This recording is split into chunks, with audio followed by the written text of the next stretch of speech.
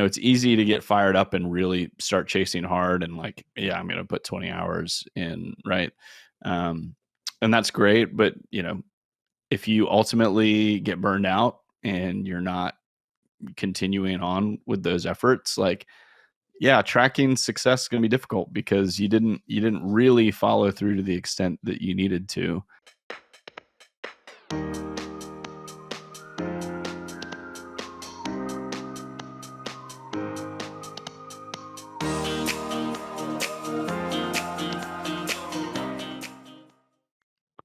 All right, welcome to Grow Outbound, the podcast that will take your outbound sales game to the next level. I'm Ben Smith, your host, and I'm joined by my co-host, Kristen Lopez. Together, we'll be sharing the tips, tricks, and insights you need to succeed doing outbound business development for your property management company. Whether you're just starting out or you're a seasoned pro, we've got the actionable insights you need to get ahead. So tune in and let's grow outbound together. Kristen, good morning. How are you today? Good morning, Ben. I am doing fantastic. How are you doing today? I'm great. It's a sunny day here in Raleigh, North Carolina. Enjoying the little bit of spring we get before the heat of summer really kicks into gear. I thought that summer had already started, but my son is like did you know kid? So he has like all of these facts and I'm like, Yeah, it's summer and he's like, "Mom, it's not summer yet. Like summer hasn't technically started." And I'm like, "All right. Okay. Thank you. I understand." As yeah. in Texas we have two seasons, hot and not hot, and like it's Mhm. already hot. So I'm like, it's summer in my mind. Yeah, yeah. No, I absolutely hear you. It's probably not to the extreme it is for you. We do get a few weeks of it feeling like nice spring, not overly humid, before things really kick in. But kids are getting out of school, and that summer feeling I think is starting to hit. I've got my family beach week coming up in about a week and a half, so I'm really excited for that. What are you have big plans for the summer? This summer, we decided that we were not going to take a trip. Like we usually plan a trip in the summer. Last year, we went to Disney. The year before that, we went to the Grand Canyon. And this year, we were like, we're not going to take a trip. We are just going to hang out around the house. And my kids are going to do camps this summer. So Nice. we have soccer camp lined up for next week. And then my daughter is going to be taking an acting camp. So I will be Okay. shuttling kids around this summer to different camps. That's what we decided to do. And just going to take some small little like staycation trips around Yeah. Texas, but we're not going to go anywhere big this year. Very cool. I Yeah. that brings up a good question. Kind of an icebreaker for us. What did you go to camp as a kid? Were there any camps that you went to? Not really. Not until I got older. I never went to like a sleepaway camp. That was not anything that I did because I played basketball in the summer, and that is what I did almost every single summer. So it was either basketball camps, basketball games, basketball practice. So that was about what occupied my summers as I got older. And when I was younger, we moved in the summer times. So it was just not, I never went to camp. Yeah, What so about camp for you? you is loading up the U-Haul. That's good. Exactly. And getting in the car and Um, driving cross country. yeah, yeah, which that's great. I didn't. I remember doing soccer camp a couple times, but no, it wasn't as much a thing. I think when I was a kid growing up, and for us, our kids are still pretty young, so they're not. I think next summer we'll start venturing into the camp world, but right now, Yeah. it's daycare, which is great. There's no end of daycare for summer. It just continues to roll on. So we'll take that while we can. Oh no. Yeah. At the end of school, it's like, oh, you guys are here all the time. What do we do in making sure that they have Yeah, things that they can do, and so different activities and stuff like that. So yeah, no trips for us this year, but your beach week sounds like a lot of fun. Is it a true week that you guys are going to be there, or Is it just Yeah. your family? Any extended family going? Yeah, so it's my in-laws, my wife's side of the family, and we will. And my wife is a twin, so her sister and her three kids and husband will be there, as well as my mother-in-law, wife's stepdad, and his kids. So we'll have a pretty full house. Um, I think it's probably around 8 adults and five young little kids. So I'm sure you experience this as well. Like once you have toddlers and kids, like vacation feels less like a vacation and more like watching and chasing your kids around just in a different environment. And albeit it's the beach, so that is a good thing. And they certainly can occupy themselves when you're sitting on the beach. But we're really excited. We're going to a beach here in North Carolina that's just a few hours away, and renting a house for everybody. So we're in the throes of meal planning and figuring out grocery lists and all that stuff, and trying to coordinate all that. So it's a production of its own, but it'll be a lot of fun. Yeah, that sounds like absolutely a blast. And I found too that surprisingly, when there's more kids around, it's almost easier. It's like they just get Yeah. momentum in themselves, and then once one of them listens, it's like a domino effect, and then they all just kind of, I don't know, it's weird mob Yeah. mentality of kids where it's like it's easier when there's more of Yeah. them, where it's like everybody can do something together and everybody kind of has some money to help entertain them. That's right. Well, and you also can't underestimate the factor of having grandparents there that are Oh my excited gosh. to help and hang out with your kids. So, Real life y- superheroes, grandparents. that's right. That's right. Yeah. Exactly. Exactly. So, awesome. Well, Kristen, it's great to be back recording with you. We got to do a few episodes when we were together in Nashville. We've got some episodes and guests that we're really excited to record live with at Southern States this year in Greenville, South Carolina. But between now and then, we've got a couple to record, just you and I. So um, why don't you kind of intro our topic for this episode before we jump right in? Yeah, absolutely. So, in this episode and our next episode, we are really going to be breaking down how to put together an outbound plan. Because, we've talked about sales, we've talked about things at a high level, but really what we're going to be diving into is putting together that outbound plan and taking some actionable steps to start doing some of this stuff and really picking who we're reaching out to, what we're going to say to them, how do we add value, what are the best methods to reach out to them, and we're going to be covering those topics in our next episode. But today, really, where we're going to focus is how much time should I be putting into outbound and all those questions around time. How much time does it take? How much time should I be putting into this each week? When should I be doing it? Is there a different time of day? We're going to be answering all of those questions and more, but we're really, really going to be digging in. So after you listen to this episode and the next episode, you should have actionable items to be able to put together your outbound plan. So thinking about time, let's just jump in there, Ben. Whenever somebody says to you, because I know you get asked this question, how much time should I really be putting into outbound each week? Is that where people should start whenever they are thinking about their outbound plan of how much time should I be putting into this? Or is there a different place that people should start? Yeah, I think that's really good. That's a really good way to frame it. I think the answer is there's a couple things, right? Like one, it sort of depends on who you are in the business, right? Like if your role is business development, or if business development is just part of your role because you're the business owner, right? Like obviously there's natural differences there in terms of the amount of time you're going to be able to allocate. But to your question about is that where to start? Well, I think actually a good place to start is like what are your goals and where do you need to be, right? Because if maybe you're smaller and you're just starting out, you don't have a whole lot of doors, right? Like you may not have a whole lot of time for outbound, but you really need to make the time, right? Like Right. the your perception of your time is one thing, but the reality of your situation is another. And I think about the property manager that's out there that has maybe just started their business. Maybe they're trying to build it up from zero, right?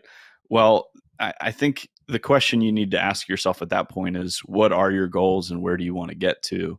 And for some people, they may say, well, my goal at this point is I want to get my processes figured out, right? Mm. Before I really start trying to grow. And that's okay.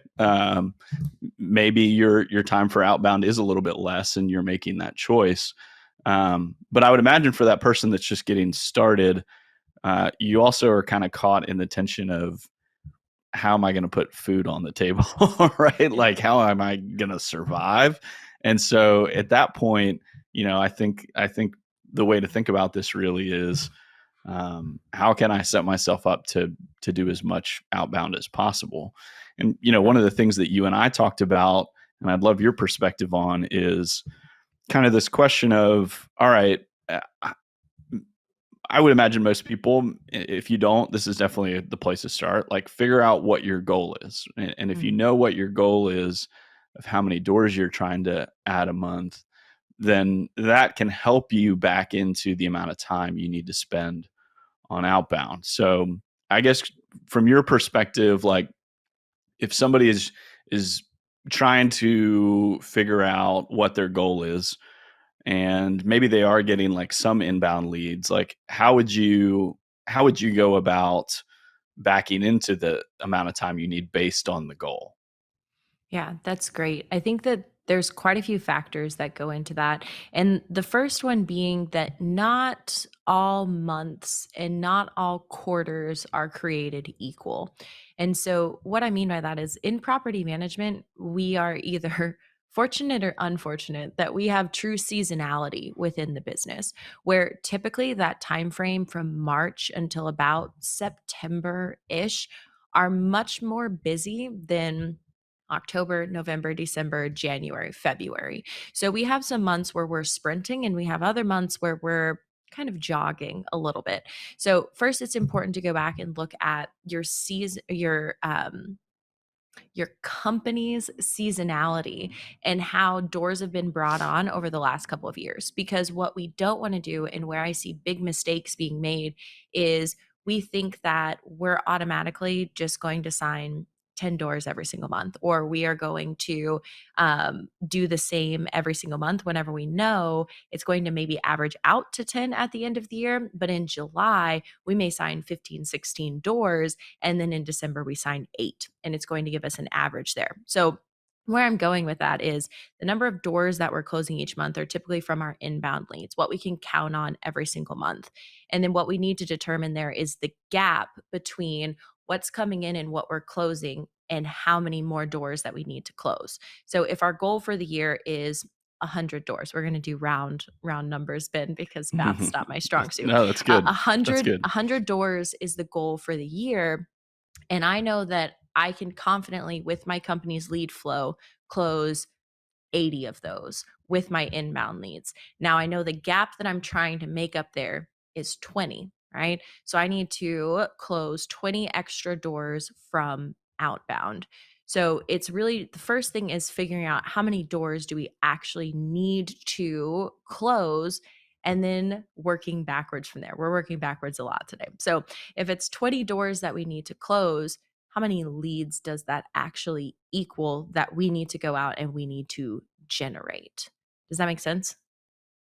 Yeah, absolutely. And I think, the great thing there is it's different for everybody, and everybody's going to have different goals. They're going to have different amounts of inbound leads that come in just based on your circumstance or the market that you're in. And to even take it a step further, you really need to look at those inbound leads, how many you get, but then how many do you actually close, right? Because if you are saying, well, I get 10 inbound leads a month, it's like, okay, great. Well, how many of those actually become customers, right? Right. So that is just another great example of knowing your numbers. Like, that's certainly a thing that is talked about in the NARPM space a lot, of revenue per door, and client acquisition costs, like things like that. Like it does help to know what your close rates are. And I think especially with folks who are the business owner doing business development, sometimes that's hard because Right. you can easily sit there and think anecdotally like, yeah, I would say I close about 50% of the inbound leads that come in. But in actuality, if that number is 30%, well then that's a pretty different view of how your success rate is tracking, right? Yeah, because what I found too is it's very easy to think that we're closing at a higher conversion rate until we actually start tracking it through our CRM. No, whatever CRM you're using, you can definitely track your conversion rate. And just because I know, Ben, people are thinking this, what I found on average inbound close rates for uh, full time BDMs, this is full time BDMs, in the industry is about 17%. The Mm. really, really good ones are closing between 25 and 30%. If there's anyone out there that is like tracking all of your leads and you are closing above 30%, I would love to meet you. I would love to know who is Maybe closing we'll have you 30, on the 50%. podcast. Yeah, absolutely. Yeah, Send us a message and right. let us know because those are like great numbers because you're dealing with quite a lot of competition in property management for inbound Yep. leads, right? We're dealing with if we're using like all property management or another like paid lead source, we're not the only person calling them back, right? So we're dealing with a lot there. However, in outbound, we have the opportunity to be one of the few people reaching out to someone, which there gives us a greater chance of developing that relationship and then being able to ultimately close them. So, knowing your numbers and tracking everything you do is going to be a key step here to doing outbound because it's very easy to say outbound doesn't work, but does it, right? Did we actually track our numbers? Did we track how Right. many people we were reaching out to how many conversations, to how many of those conversations turned into leads, to then turned into doors closed? Yeah, I think you're exactly right. And so I guess let's say we're now at the point we have identified the amount of doors that we need to add through outbound, right? Um, Now someone is starting to think, okay, well, I know that number, but how much time do I really have to devote to this? We're going to get into kind of best methods and that sort of thing, but maybe as a starting point, Kristen, if you could talk a little bit about the BDM in the business versus the owner that's doing business development. What's the best way to go about actually putting a number to I want to spend this amount of hours in the week working on outbound. Yeah, I think that the first best place to start is how many hours do I have today? And the way that you can do that is to truly track everything through your calendar. So pre-planning out your week to say, okay, I this is what I have going on and putting in all of the commitments, putting in everything that you're having to do already, and then figuring out where do I have space and how many hours does that give me? Because then that's going to tell you, do I need to move things off of my plate to be able to do outbound? Can I actually start doing outbound and really helping you to get those priorities straight? So I think that the first place that you need to start is by just looking at your calendar today for the next week. How many hours do we have left over from there to be able to do outbound? And then once we figure out today how many hours we have, we can start to prioritize different things. So if we're doing something like as a BDM, it's very easy. This is me speaking from experience to get kind of sucked into doing other things within the business, things that aren't actually a BDM's role, but are just kind of sometimes more fun to do than making the calls. And some of those things may be, I don't know, helping our leasing department write descriptions or going and dropping off lock boxes or signs or just things to be helpful because quite honestly, sometimes those are much more fun than making calls. So, Mhm. really being crucial with our time in determining what can I cut, what can I move around to free up hours in my calendar? Because if you do it and you only have 1 hour, that's not going to be enough for you as a full-time BDM. Now, as a business owner, that may be enough for you because that's truly all you have. As a business development manager, you shouldn't only have 1 hour to do outbound. If you do, then you need to be very ruthless with your calendar of what am I doing that is not actually helping me to close doors. So, figuring out your starting point of where you are now and then prioritizing your calendar and even shifting some things off of your calendar to make space for outbound, which can be kind of a terrifying thing to do because when you're stepping into outbound, you're stepping into the unknown. So prioritizing that calendar is a key place to start. What would you add, Ben, for an owner, like an owner of a property management company? How do you think that they could look at their calendar and determine where they can fit outbound and how much time they have for outbound? Yeah, I really like what you said about like taking a step back and looking at your day and what is taking up your day, right?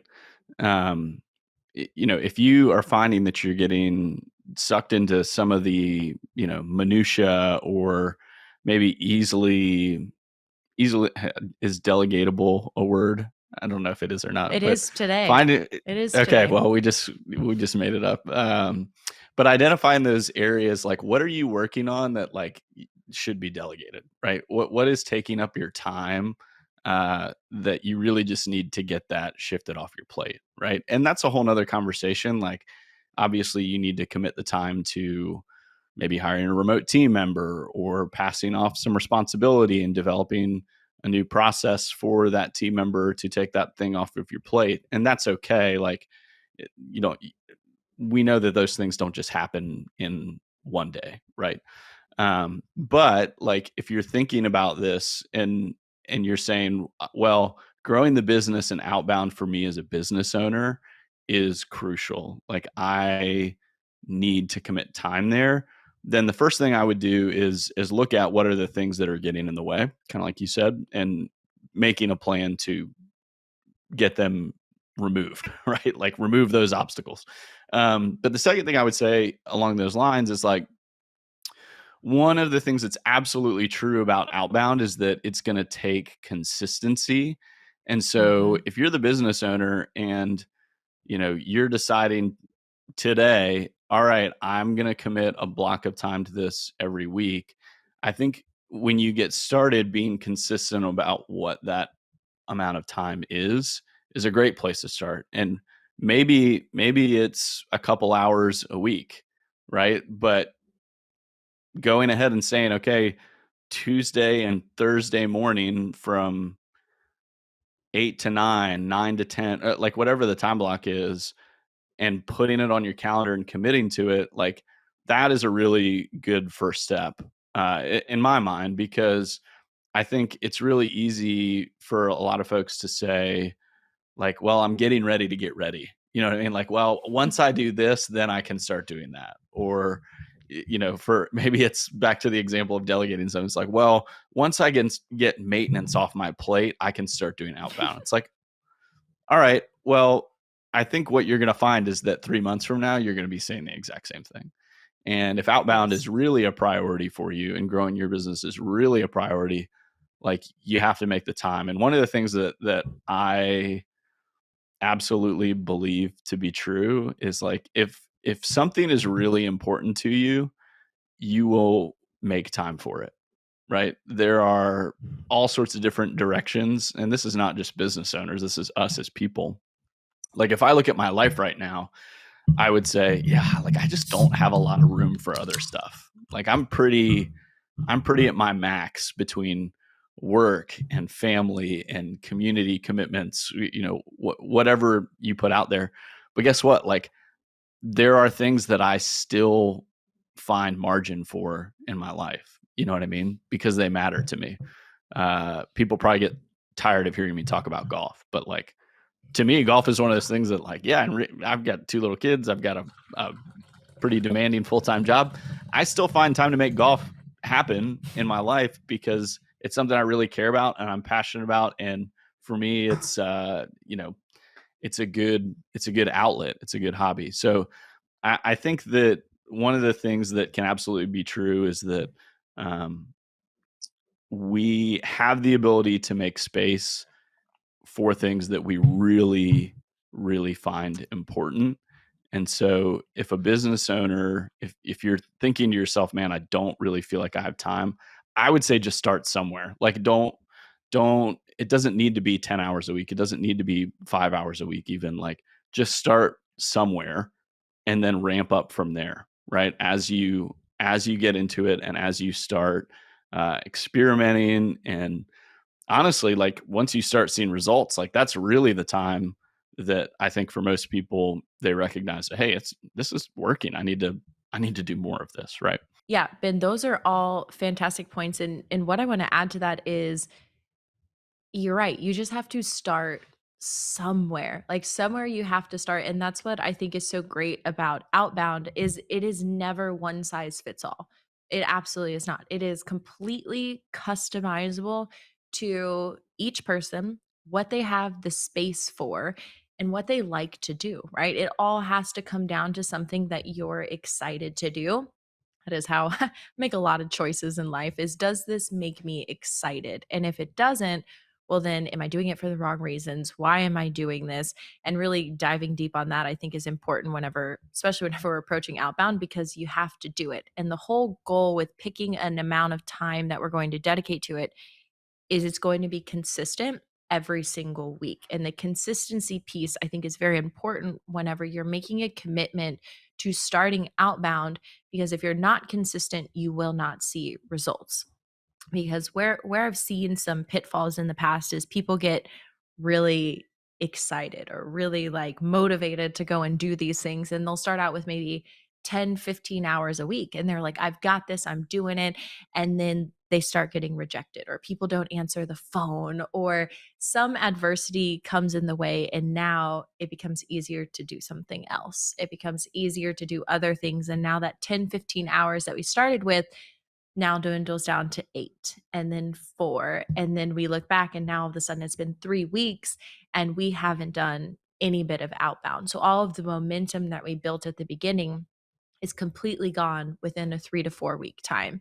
And typically I found when people have tried outbound in the past, that's what happens is you start out really, really hot and heavy at the beginning, and then just a couple of weeks in it's completely gone.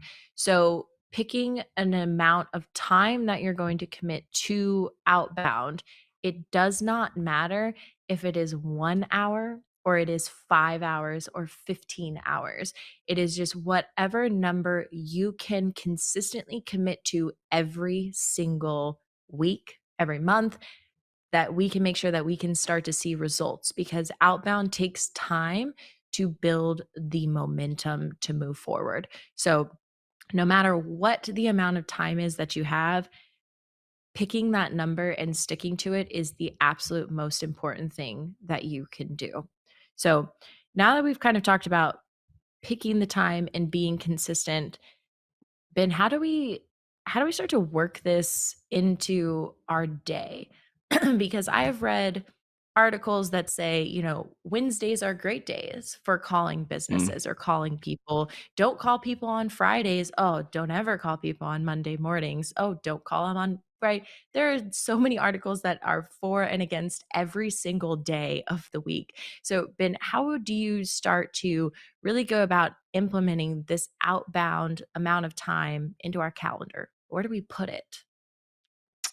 Yeah, that's a good question. And a lot of it is going to depend on the methods that you're choosing, which we're going to talk a little bit about more some of those, vehicles, right, for prospecting. Like I think if you decide that cold calling is going to be your thing and you're jazzed up about cold calling, like yeah, you do need to kind of look at and maybe even do some research on when are the best times to call. Like you reference like Monday morning, for instance. Like, yeah, that's going to be pretty tough. Like, I think about my Monday morning and I'm getting ramped up for the week. We've got our team kickoff call. Like, I'm answering emails. Like, yeah, if somebody tried to call me in that moment, the likelihood of me answering is probably pretty low.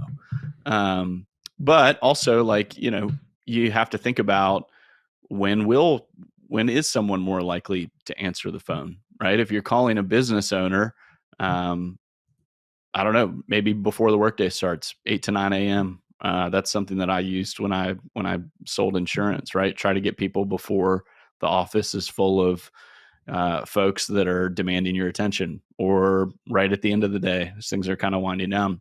You can research that stuff. It doesn't have to be perfect. I think you kind of want to balance it with what's going to work best for you with like who's the audience that you're trying to reach. And the way that I think about this is like, especially as it relates to outbound, is you're sort of building a sales machine here, and there's different cogs in the wheel. Some of which, like cold calling, are going to be time dependent, right? Like, yeah, you can't really make cold calls at 10 o'clock at night. That's just it's just the reality. But maybe you're doing mailers, and yeah, you can work on your templates at 10 o'clock at night, or you can use different technologies to schedule email sends, right? So you could queue up a bunch of emails to go out Thursday morning at 8 a.m. You can do that anytime during the week leading up to that. So some of it does depend on the methods that you're using, but it's also somewhat dependent on the time that you have available. And so if you're a business owner and you know that between the hours of 9 and 5, like you're just going to be slammed with, the fires and having to talk to tenants and owners, like if you know that just the operation of the business is going to consume those hours, I would think about methods that are um, things you could do outside of the 9 to 5, and schedule sending emails is a great example of that's something that you don't have to do during 9 to 5, but it could still go out during the day. So again, like I feel like we keep saying it over and over again, but like it's going to be different for everybody. I think the reality is if you're not putting the time on the calendar, not committing to the time, it's one of those things that can really easily get pushed aside. And I think cold calls, like a good example with cold calls is if you if you're going to say, I don't know, I'm going to make 10 cold calls a day. Like that's my goal. What I've experienced and what I know other salespeople have experienced is something else. The email comes in, phone call comes in, grabs your attention. You know what?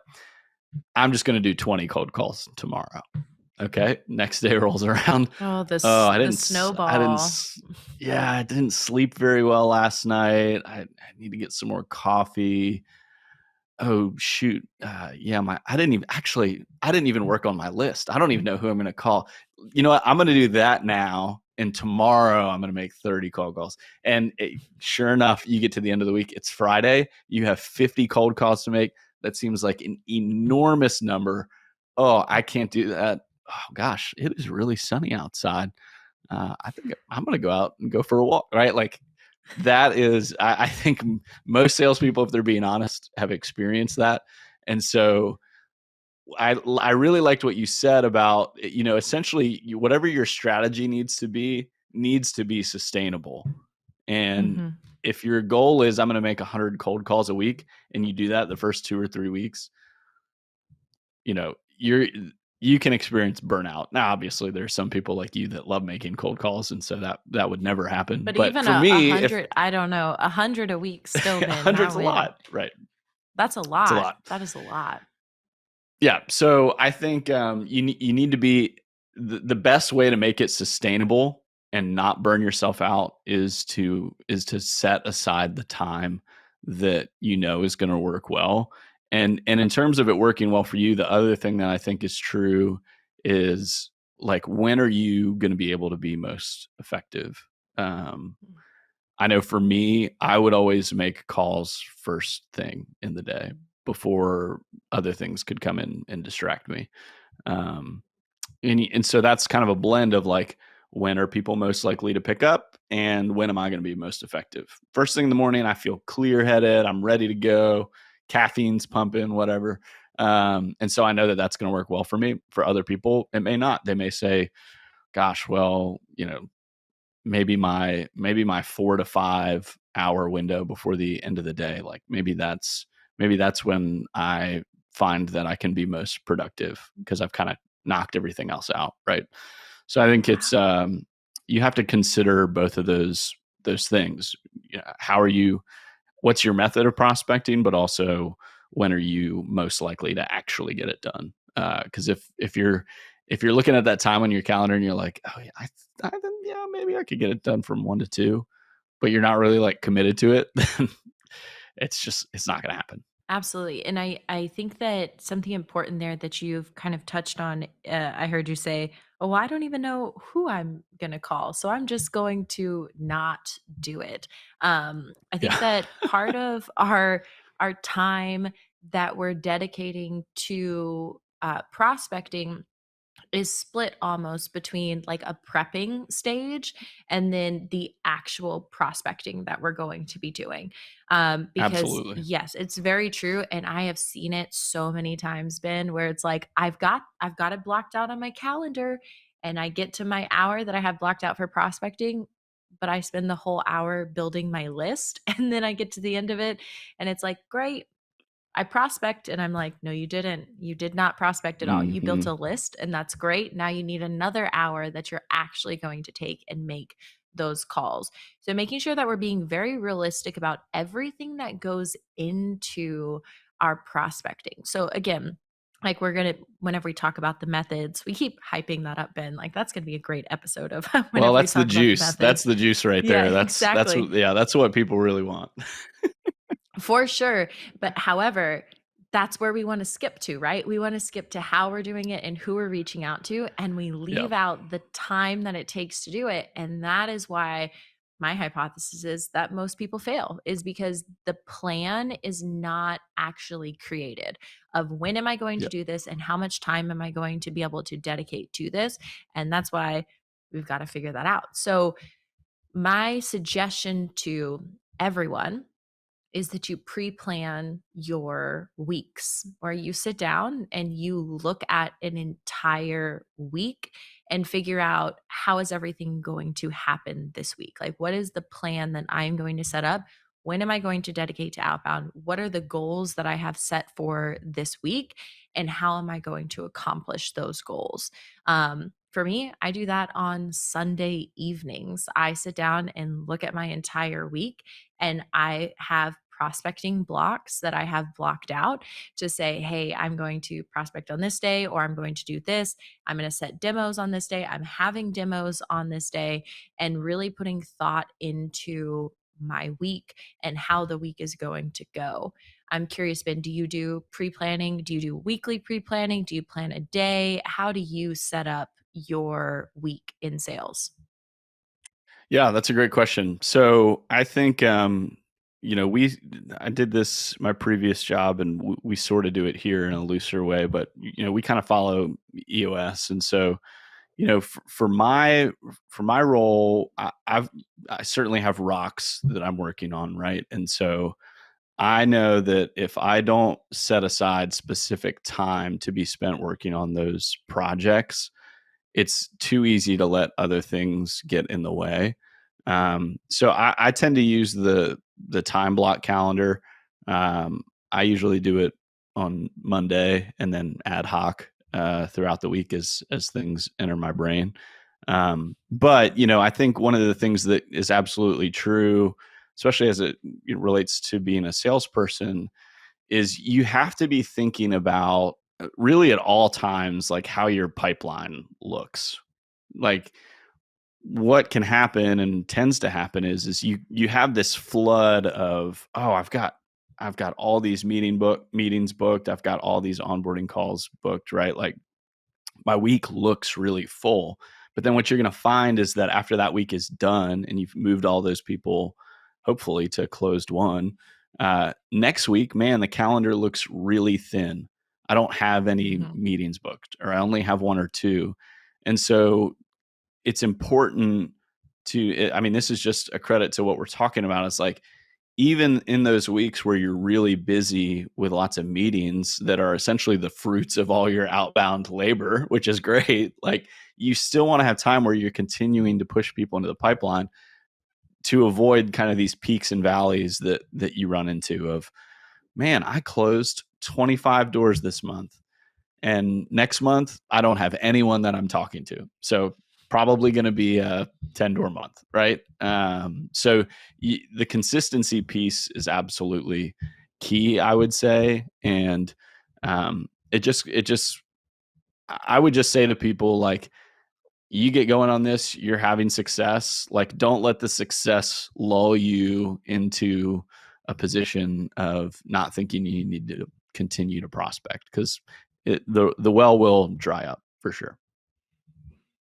I love that. That outbound is the thing that gives you consistency and keeps you out of the peaks and valleys, because absolutely, you have to continue to fill the funnel at the top to make sure that we can continue to have output at the bottom. So, Ben, that was fantastic. I was like, oh, that is so good, because yes, the peaks and valleys in sales are always the worst. And I fall in victim to that too, where it's like, oh my gosh, I've done so great. And then I look at my calendar for the next week and I'm like, I have Yeah. nothing. Like, I have nothing on the calendar for the following week. So that's really key. Yeah. The consistency in outbound is we'll keep it all consistent. That's good, Well, Ben. I'll That's add great. one other thought that I just had to that, which is, um, like, for me, I am an introvert, and I absolutely know that it's true that if I have a day where I'm going to be on Zoom calls for 8 hours, that's really going to burn me out. And so when I'm planning my week, what I tend to do is find time between calls to do work that is not talking to other people work. Mm. Um, I don't it doesn't happen as much, but when I was an individual contributor in my previous company, it was definitely the case. Like, it was really easy to find myself having conversations with people back to back to back to back, and that is another way you can burn yourself out, right? And so maybe you need to slot that time to prepare your prospect list or write some email copy that you're going to send out. Put that in the midst of a day where you're having a lot of conversations with people, to just kind of break it up. So not everybody is like that. There are some people that just want to be talking to other people at all times, and that gives me a ton of anxiety. But that's okay, because we're wired differently, right? Yeah, absolutely. That's great. So, Ben, any as we're rounding this out and landing the plane here,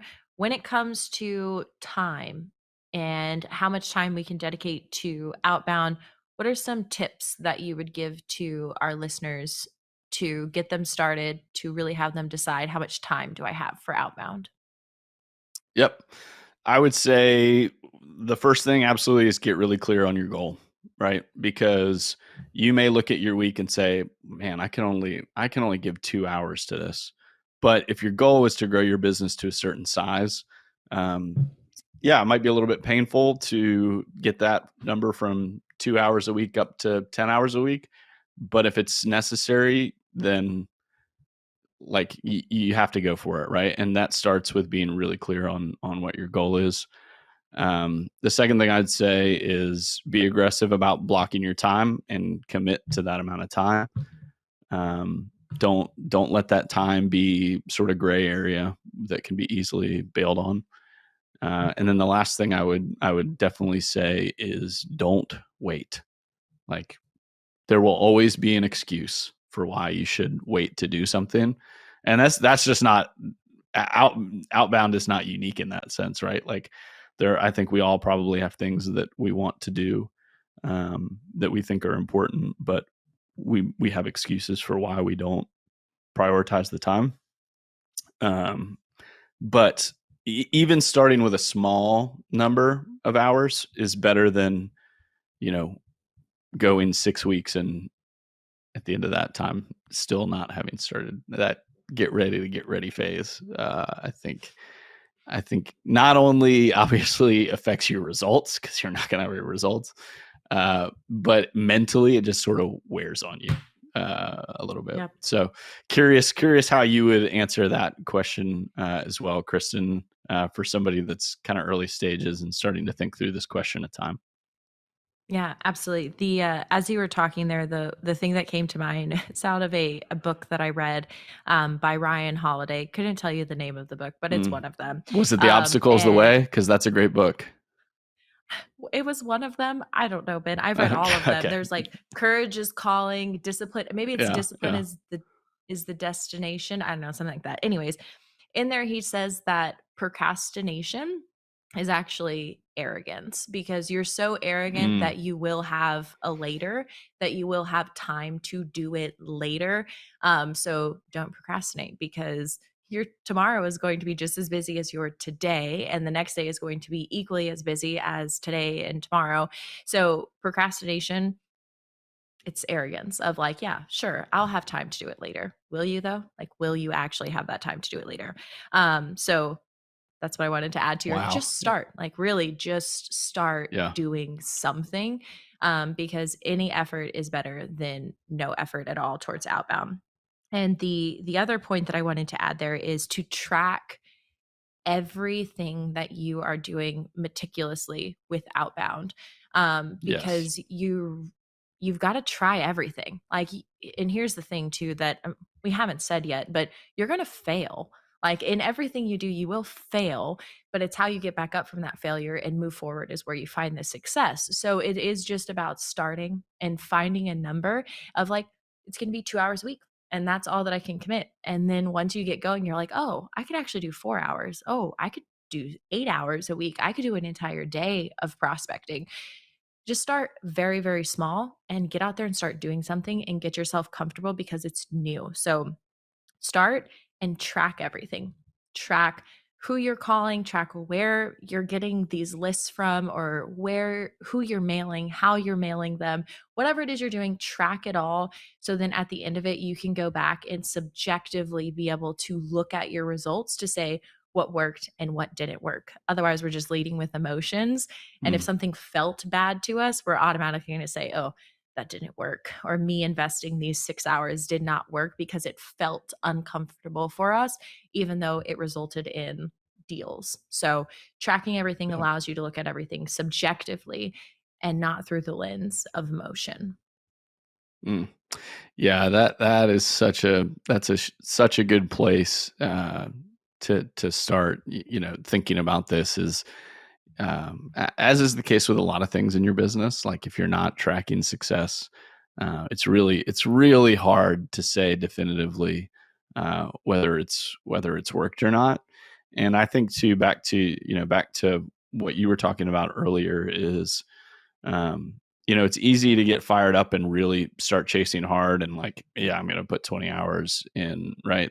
Um, and that's great, but if you ultimately get burned out and you're not continuing on with those efforts, like, yeah, tracking success is going to be difficult because you didn't really follow through to the extent that you needed to. And I think too, like just being able to, you have to be able to test. We'll talk more about this in methods. Again, we're just really selling this next episode hard, but it is important to kind of A/B test your methods and your message and the value that you're trying to get across. And if I send out 100 cold emails and every single one of them is different than the other, then it's going to be impossible for me to really get a good gauge of whether or not I was successful. So, really being able to track how things are going is 100% an important part of the equation. So, Yep. Okay, well, I think that we've about wrapped it up on time and knowing how much time people should be dedicating to outbound. And what I love about this conversation we're having, Ben, is that we're not telling anybody what to do. We're not telling them that you have to have 15 hours a week to outbound to be successful. It is truly up to the person creating the plan and the person who has to execute on it, depending on their goals, on what really works best for them, because it is such a unique approach to take. And it's all going to be very customized to however you choose to set your plan.